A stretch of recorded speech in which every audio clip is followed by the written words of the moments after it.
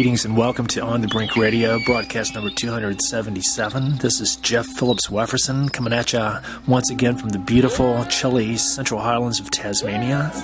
It's Friday, the 10th of May, 2019, current incarnation of the universe.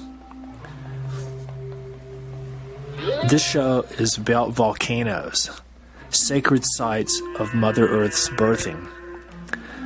As I understand it, haven't done the etymological research yet, but volcanoes, I know that there was a mythological planet called Vulcan, V-U-L-C-A-N, and I believe that Vulcan was the Roman god of fire and possibly of smelting, working with steel and stuff like that. So I know this was a mythological planet that was believed to always be exactly opposite the Earth, on the opposite side of the sun, so that we could never see it. Similar to the mythological Australian critter called the hide behind, that was always able to be exactly behind you so that no matter how quickly you turned your head, you could still never see it. And I don't know if other people could see the hide behind you, but I learned about this. So anyway, Vulcan was the hide behind planet of the heliocosm. And of course, it was the planet where Mr. Spock came from in Star Trek, Vulcan, and I'm not sure what star system they were supposed to be in. Volcanoes. You're hearing in the background a song called Volcanos that are recorded in Wellington, New Zealand in 2005. That's a really brilliant drummer named Glenn Fletcher who I worked with on this recording. I really became aware of and fell in love with volcanoes big time in my early years in New Zealand. I had never been around any volcanoes before, and in 2005 is when they started really coming on my radar. I believe it was in 2002 that I first did the legendary Tongariro Crossing volcano walk on the North Island of New Zealand, where it's like about 20 or 25 kilometers. You go down across between Ruapehu, Tongariro, and Ngauruhoe, these three volcanoes. Ruapehu is still active. Ngauruhoe hasn't erupted since the 1700s, and I think Tongariro has actually erupted just in the past 10 years. So it's quite active, but the first truly active volcano and the only truly active volcano in New Zealand is called White Island. I don't know if there's an indigenous Maori name, but I visited there twice in 2005 and probably the next year in 2006. It's about an hour and a half boat ride off of Whakatane in the Bay of Plenty. But there, you've got the giant sulfur deposits and the smoke coming out, and we saw a giant boulder about the size of a freight train car. And the guy said, Jeff, yesterday that boulder was about 100 meters over that way. And so they have a 24-hour video camera out there. And so a blast in the night had lifted this boulder and shifted it about 100 meters. But that was the first time I ever actually walked on an active volcano. The next year, in 2006, I went to Chile in South America and fell in love with the place, and I mainly lived in a little town called Pucon, that's P-U-C-O-N, for about 3 months. And after having traveled to the far south to Torres del Paine and the southern reaches of Patagonia and Tierra del Fuego, Ushuaia over in Argentina, really, really amazing place. But in Pucon, there's a giant active volcano there. The Spanish call it Villarrica, but the indigenous Mapuche name is Rucapilan, R-U-C-A-P-I-L-L-A-N, which I think means something like Devil's Furnace or something like that. Anyway, Rucapilan is supposedly the third most active volcano in the world after Mount Etna in Italy and the most active volcano in the world, Kilauea, on the big island of Hawaii, where I was last year at this time, and that's really what has inspired this show, for me to be doing a show on volcanoes right now. What is a volcano? I'm not a geologist and not an expert on volcanoes, but they're basically openings in the lithosphere of Mother Earth that allow the magma, the molten rock down inside the Earth, to come out. Now, there's a difference between magma and lava. Magma is the molten rock when it's down in the Earth, and once it comes out, it becomes lava. So it's similar to like the difference between a meteor and a meteorite. A meteor is the object, the piece of rock flying through space. And I guess it could be maybe out in space, but it doesn't, there it's just an object, a potentially hazardous object. But when it starts burning up in the atmosphere and making a visible streak, then it's a meteor. And if and when it hits the surface of the Earth, it becomes a meteorite. So a lot of people aren't aware of that subtle distinction. So, and also the distinction between lava and magma. So now you know. We believe that the Earth is filled with magma. I'm not sure about what the leading edge consensus is on what's exactly at the core of the Earth, but I believe that it's believed to be liquid and that it moves. But then the next layer up from the core is called the mantle. That's probably the single largest portion of the Earth by cubic volume. I don't have any figures on that, but it would be a lot. And there's these sort of channels that come out sort of radially from the center of the Earth up to the surface called mantle plumes. And this is where the magma comes up through the cooling layers of the lithosphere and then comes out through the crust and forms volcanoes. I don't know how many volcanoes there are on the Earth. It would probably be in the millions. Most of them would probably be so eroded for so long that there's no visible trace left of them. But all around Australia in America, and probably more so in Australia because of the climate there has caused less erosion to happen, but you've got many different extinct volcanoes, landscape formations. For example, some of the ones I know about are the Looking Glass Mountains in southern Queensland, just north of Brisbane. These are probably over 100 what they call volcanic chimneys. They're the rock core of the lava or the magma that cooled, and then the softer, probably metamorphic and sedimentary rock wore away from what was a volcanic cone, and then left the chimney, which is these cores that are the harder rock. And the Warrumbungles down in New South Wales, where the observatories are, that's also a whole bunch of ancient extinct volcanoes. And all around Australia, like Mount Gambier, probably the most famous and largest and most powerful ancient extinct volcano is called Wollumbin, or Mount Warning, which is the caldera in which Mullumbimby, Nimbin, Kyoga, and Byron Bay are located in northern New South Wales. Now, New Zealand, being a lot younger geologically, has, let's say Auckland alone is built on over 100 volcanoes, but these are all pretty extinct.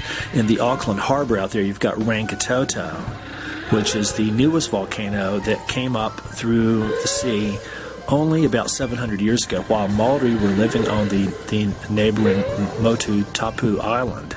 They actually have eyewitness accounts and had to flee because of Rangitoto coming up. And I've been out there several times. It's covered with Pahudakawa trees whose seeds were brought there by birds in the wind. I've spent the night there a few times. It's nothing but lava.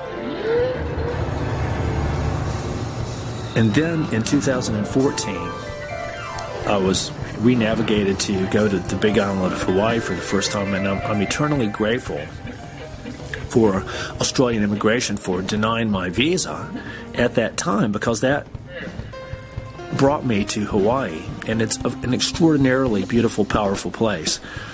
And the Big Island is home to several volcanoes, really 6 or 7. Mauna Loa, Mauna Kea, Mauna Iki, Mauna Ulu, Kilauea, Pu'u, Haleakala, Loiwi, and Hualalai. I'm getting some of these names wrong. The Leeway one is the one that's coming up off the south coast of the Big Island now. Mauna Loa and Mauna Kea are the two huge ones. Mauna Kea, they're both over 4,000 meters. Mauna Kea is the tallest point in the whole Pacific Ocean, and it's the site of the largest complex of astronomical optical observatories in the whole world. And that's exactly where I was this time last year.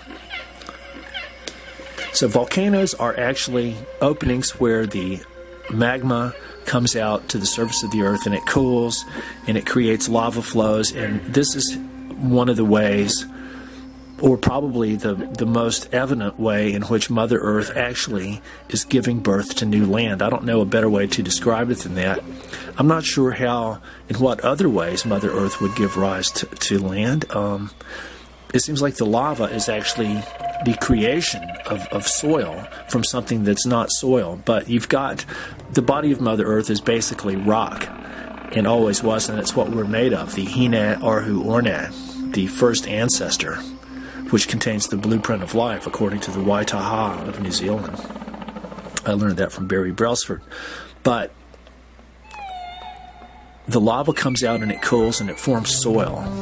And so you've also got all the other types of rock that weren't lava, like the igneous, sedimentary, metamorphic rock is involved with high heat. So I guess Mother Earth could give birth to really anything sticking up from the ocean would be called land, as opposed to beneath the sea. And so I guess tectonic upliftment would be another way that new land is not really being formed, it's just being exposed to the air. Like a place that I'm hoping to visit in the next couple of weeks. It's a very interesting geological formation in South Australia called Wilpena Pound in the Flinders Ranges. Now, it looks like a giant meteor crater, but it's not. It's a tectonic upliftment, and it's not volcanic. Anyway, volcanoes, very interesting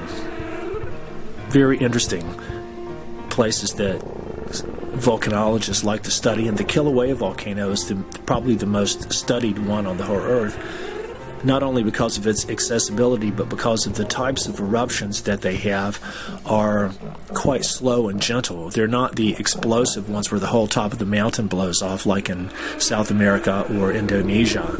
They're a more, I think you call it pyroclastic. Maybe pyroclastic may be the explosive ones, but the ones in Hawaii tend to be more gentle. They're slow, and you've got time to get out of their way. Still nothing you can do about it, but you're able to get a lot closer to it without fear of being burned up or anything like that, although that kind of thing does happen.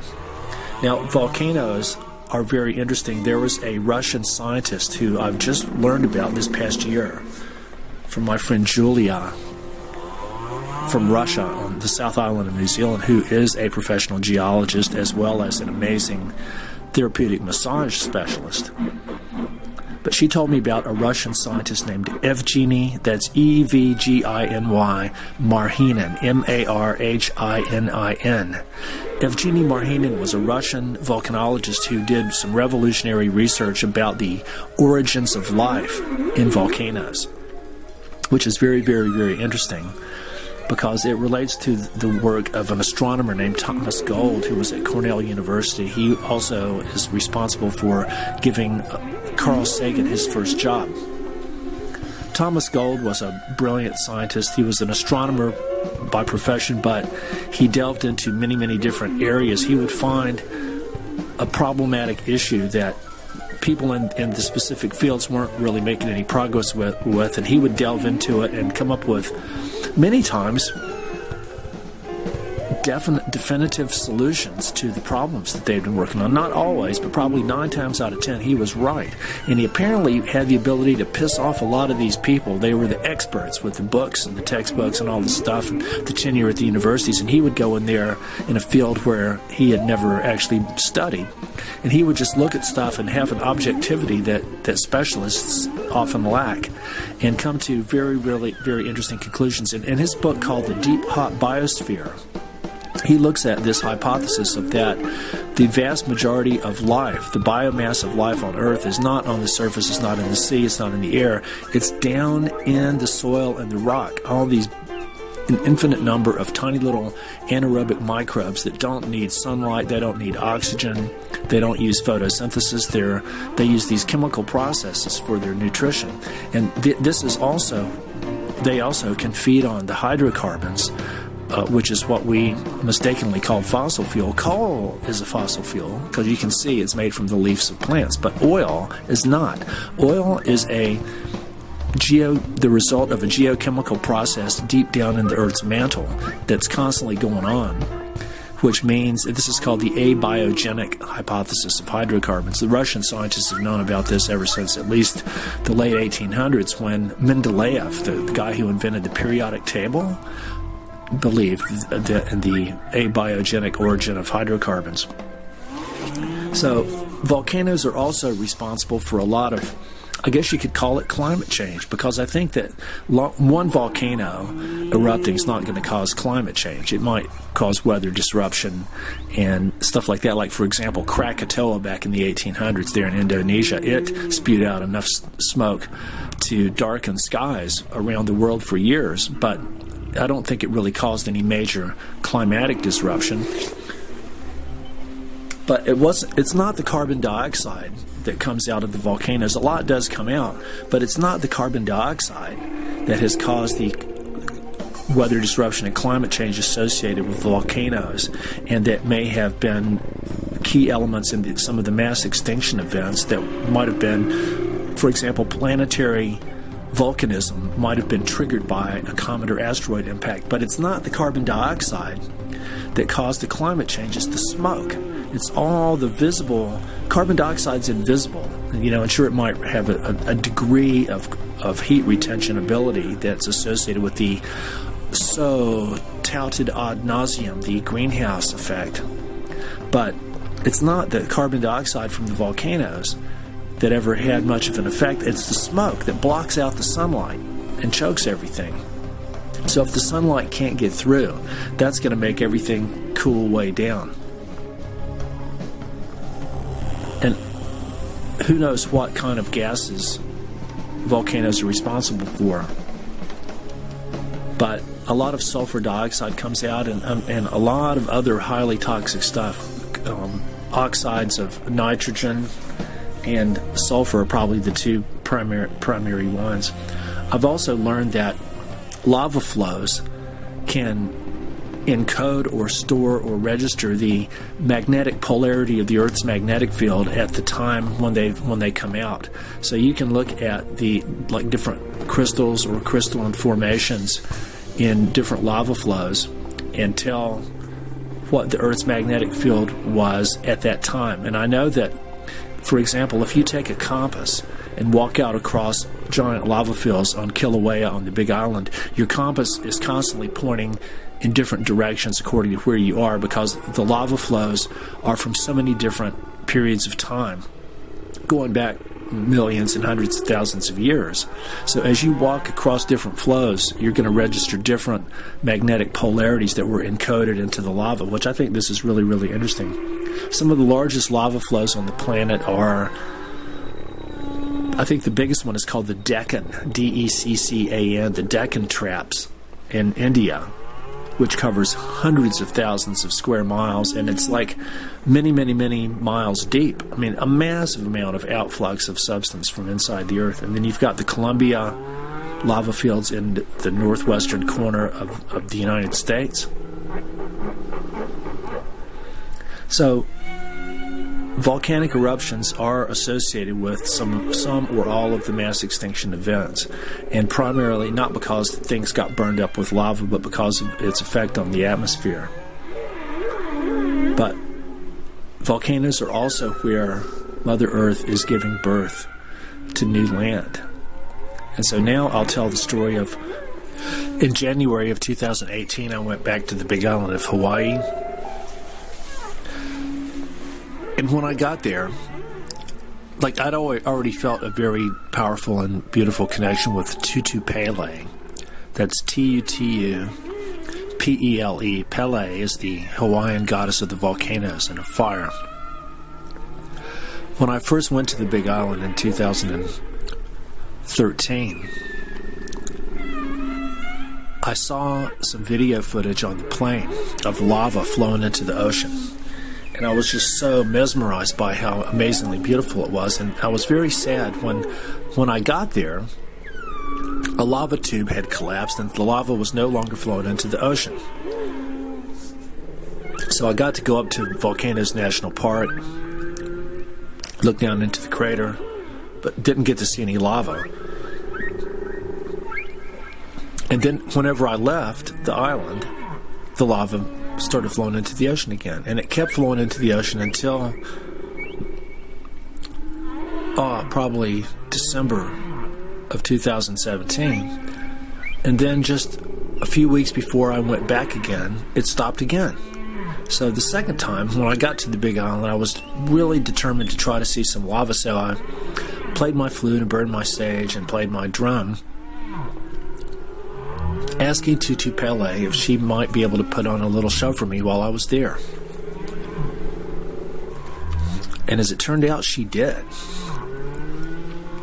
It was very, very interesting because this is the sequence of events that happened. Like, when I was there, first of all, when I got there in January, there was this legendary photographer named Sean King, who was renowned for his ability to go down into the lava fields, and he took people with him on tours to do photography, and he did some amazing night photography that shows astronomical things like the moon and the stars and rainbows from the moonlight, along with the volcanic landscapes and the lava glow and flows and stuff. And so I had communicated with him and was going to try to go with him on one of these expeditions, and he got killed. Like, in the first couple of weeks I was there, he was down at the lava, like several miles from where he can park, and had two people with him, and a giant rainstorm started happening and dumped a massive amount of rain, so heavy that helicopters couldn't even fly.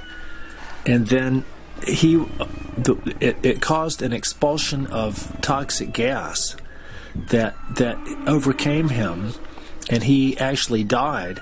I wasn't there, and I'm not sure of the exact story, but I think that the two people he was with left him laying there so they could go to get phone reception and call a helicopter, but I'm not sure of the events. But anyway, he was killed in the line of duty.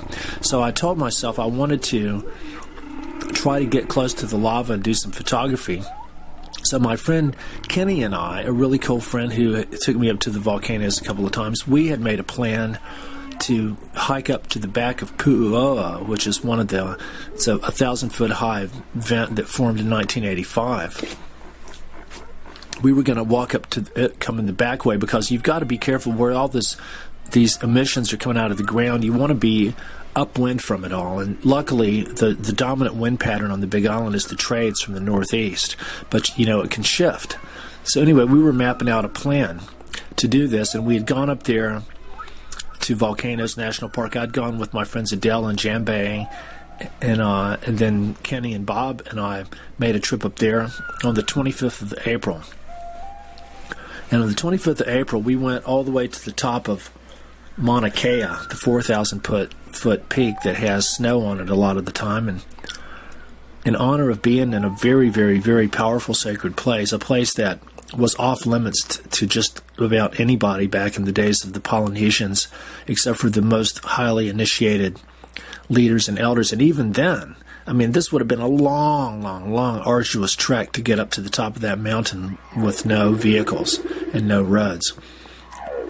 So we were there, and as the sun was going down at the summit, it's just like a desert. It must be kind of like what Mars would be like. It was quite chilly. I couldn't really play my flute, but I was playing my drum, burned some sage, and my shaker. And as the sun was nearing the horizon, I played my drum more and more and more intensely. And I was just in honor of beating out the rhythm of Mother Earth and connecting with this sacred beauty and power of being there on top of this volcano. I was offering my gift of rhythm and the sacred drum that had actually been made for me there on the Big Island by my friend Elizabeth Thurio, who has Native American blood. And this drum is actually made from the skin of a golden buffalo from South Dakota. So as the sun went down, I was playing my drum harder and harder, and right at the exact instant when the sun went below the horizon, I hit the drum really super hard. But I was shocked because it goes boo. The head of the drum split about 10 centimeters long, just the split in the drum and the sound. And just at that instant, I don't know, it was like an energy came in, or a portal was opened, or also like something broke, or something snapped, or I don't know, all of these. It was just an instantaneous feeling that I felt, of a very ominous feeling, a portent or something very powerful, but it kind of scared me. And I was afraid for a minute that I had done something wrong, that I had accidentally broken something, but anyway, I didn't mean to do anything like that, but I apologized to the spirit of the mountain if I had offended her somehow, but anyway, that was just a really, and I was sad that I broke my drum, but it was, like, you can look at it scientifically and say that it was because it was actually really cold, and it was also extremely dry, like the humidity was less than 10% up at that elevation. So it's like, and the drum had just been restretched after being made 4 years earlier, so it was quite, the skin wasn't as strong as it had been before. So anyway, the drum broke, and we're there on top of the mountain. The sun went down, so we left, and I was just, it was just a freaky occurrence. So anyway, about 3 days later, I was out burning my sage one morning, and I heard all these helicopters going back and forth. Just, occasionally there was the helicopter, but this was like a bunch of them. And so I rang up this guy named Mick Kalber. That's Kalber. He's a guy that I had just got in touch with the week before, because he was a videographer who flies in helicopters over the volcanoes and documents all the eruptions. He used to be a cinematographer for a PM magazine in Los Angeles. And my friend Wally, who I was staying with there in Hawaii, had some videos of Mick. So I got in touch with him and rang him up, and he said, "Jeff, an amazing thing just happened. We've never seen it before. There was this volcanic caldera called Pu'uo'o, which is the one that Kenny and I were going to hike up to the back of." And he goes, like, last night the bottom just dropped out of this vent, which this was a volcano 1,000 feet high, and it had been full of lava, so full it was like brimming over at the top. And all of a sudden the bottom dropped out, and all this lava had disappeared down into the ground. And I go like, whoa. And so apparently this was an unprecedented thing that they had never seen happen before here.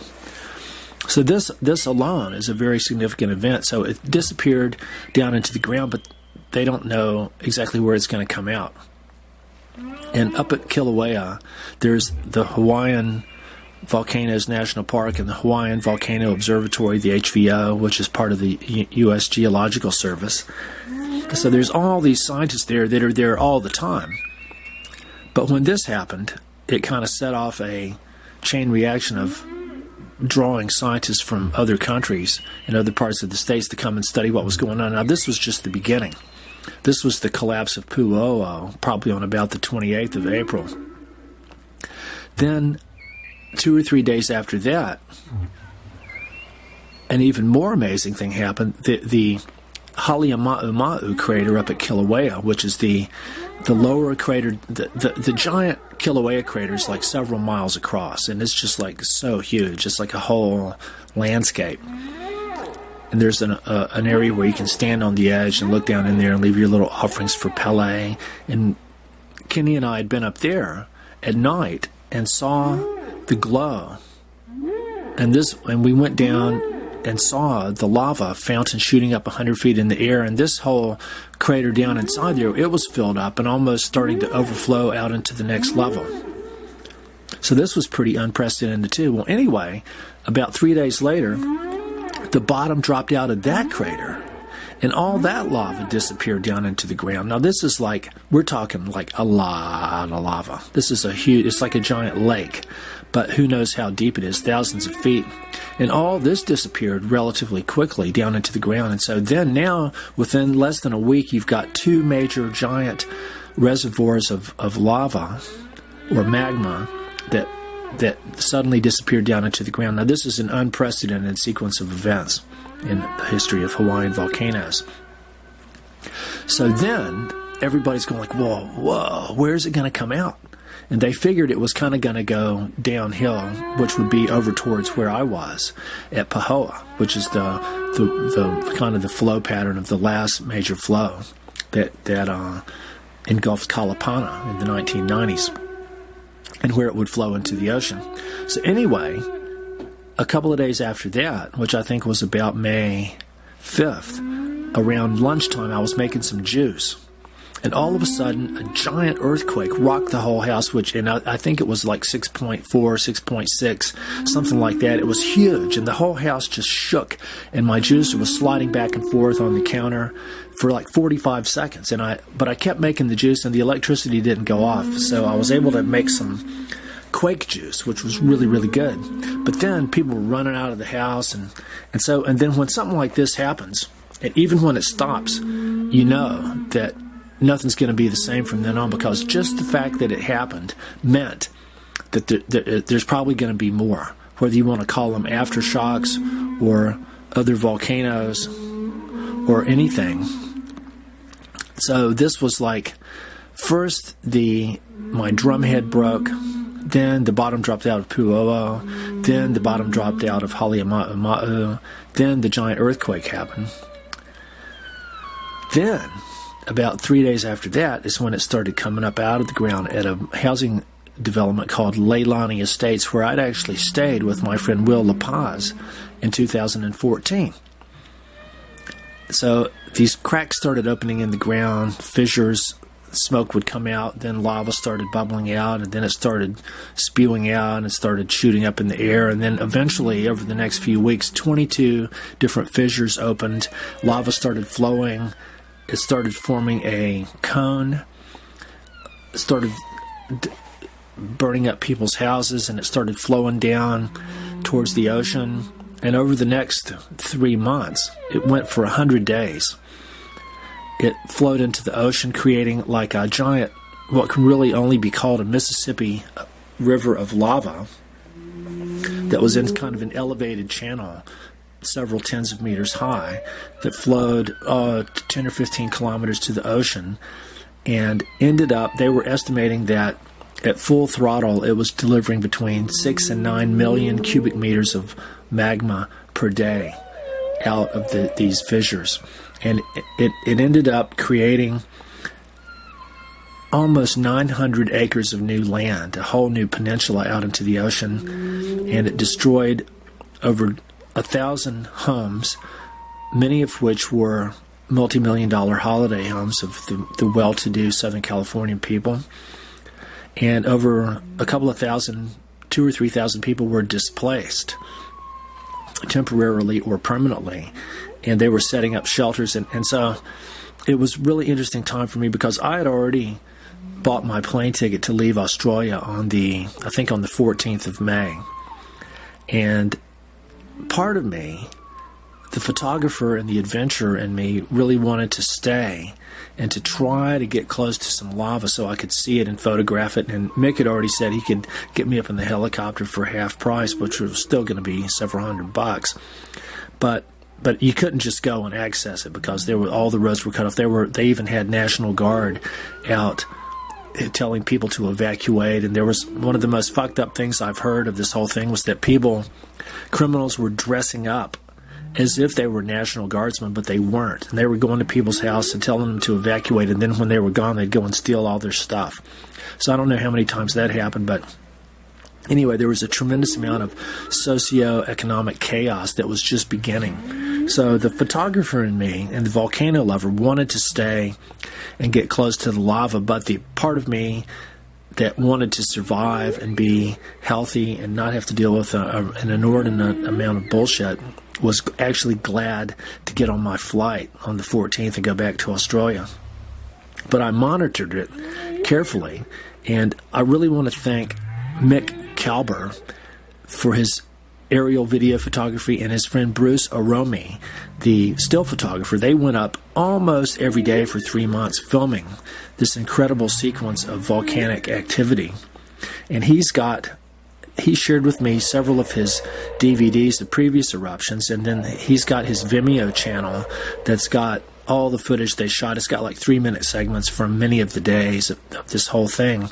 And then right now they're editing a documentary about this eruption that's not quite finished yet. And so I'll put links to these on the post for this show.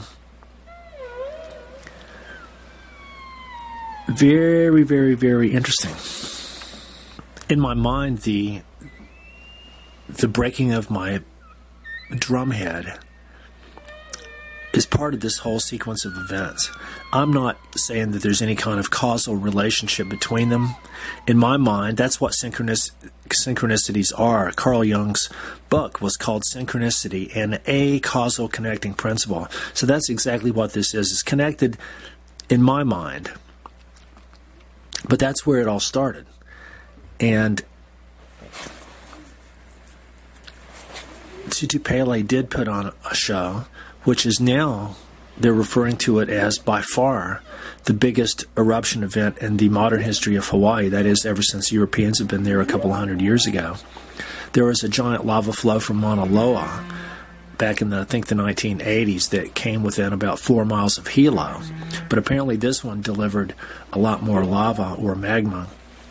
Also, by far the greatest amount of property damage in the history of Hawaii from volcanoes. And I learned that just until this last eruption, no insurance company would insure homeowners against damage from volcanic eruptions. You could get insured for damage from hurricanes or cyclones, from fire, from wind, from tsunamis, but not from volcanoes.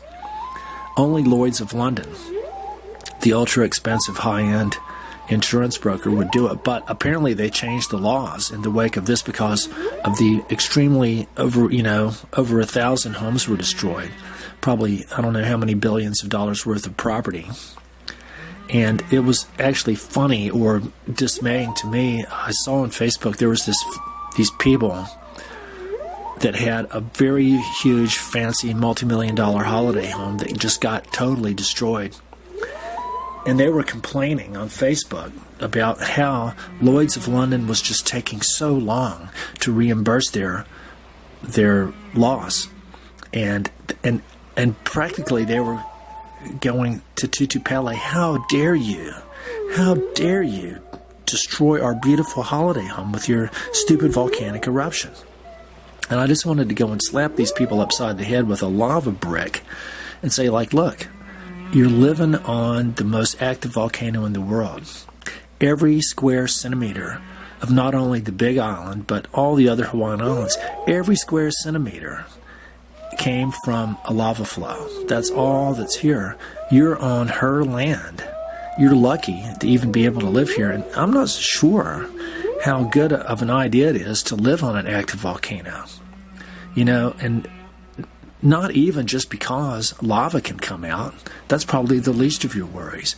There's the spiritual dimension of they would be volcanoes in general, and active volcanoes specifically, would be among the most sacred living places in the body of Mother Earth. I mean, where she's giving birth. What could be more sacred than that?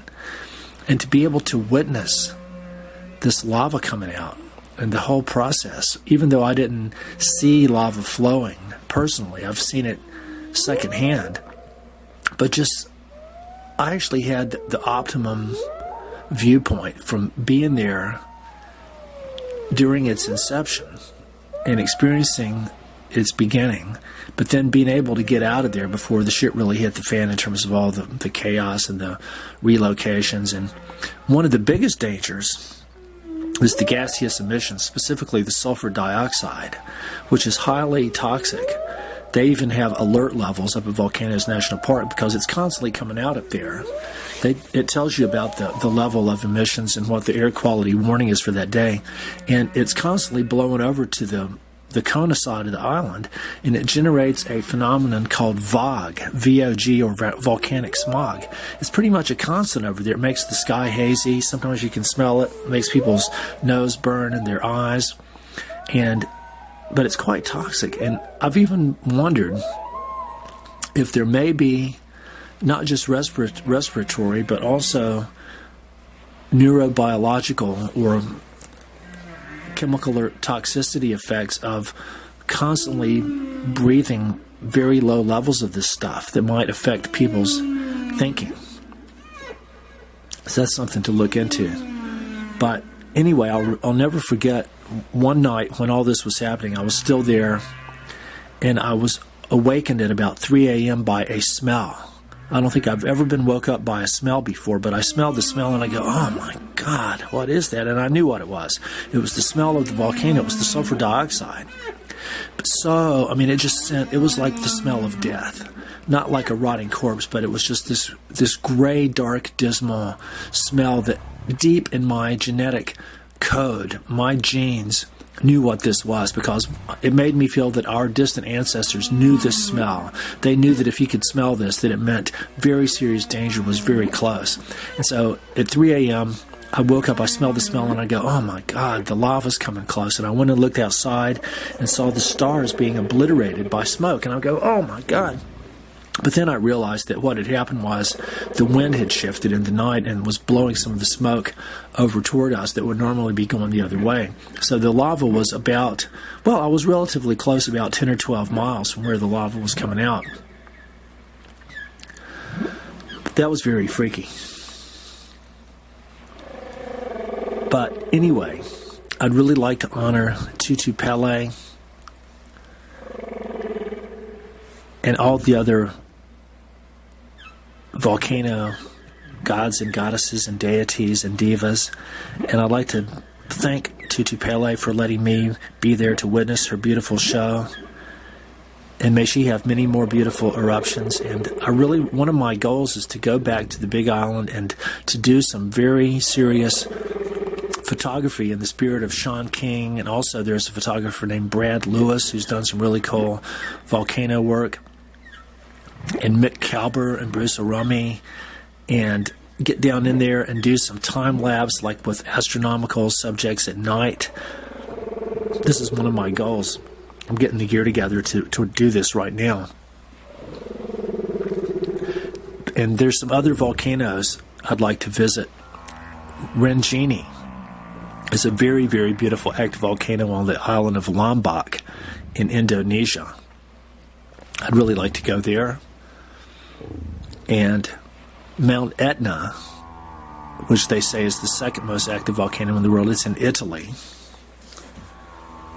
I'd like to go back to Rucapion or Villarrica in Pucón, Chile. And also, a lot of Australians don't know that the highest point in Australia is not Kosciuszko. That's not the correct way to pronounce it, but it's the mountain of 7,000-foot mountain in New South Wales. That's commonly believed to be the highest point in Australia, but it's not. The highest point in all of Australia territory is an active volcano called Big Ben on Heard Island, which is a sub-Antarctic island that's in Australian territory. So that would be a really cool place to visit.